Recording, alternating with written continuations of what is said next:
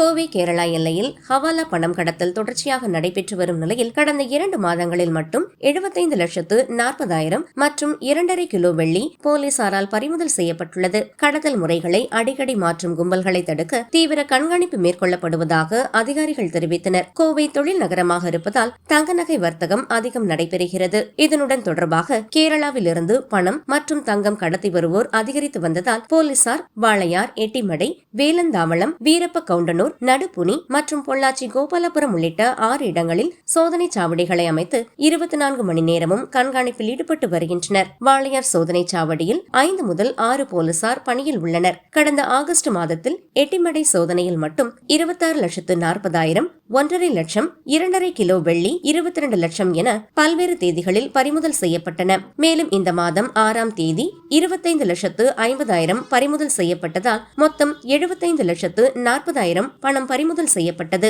ஹவாலா கடத்தல்காரர்கள் இருசக்கர வாகனம், car, bus, ரயில் போன்றவற்றில் தொடர்ந்து முறையை மாற்றி செயல்படுவதாகவும் பஸ்களில் பயணிக்கும் குருவிகள் 99% தப்பி விடுகின்றனர் என்றும் போலீசார் தெரிவித்தனர். பஸ் பயணிகளை பாதிக்காமல் சோதனை செய்வது சிரமமாக இருப்பதால் சந்தேக நபர்கள் குறித்து கண்டக்டர்களுக்கு தகவல் வழங்குமாறு அறிவுறுத்தப்பட்டுள்ளது. கேரளாவில் இருந்து வெளிநாட்டு தங்கம் கொண்டு வந்து கோவையில் விற்று அதை ஹவாலா பணமாக மாற்றும் முறையும் பெரிதும் நடைபெறுவதாக போலீசார் தெரிவித்தனர்.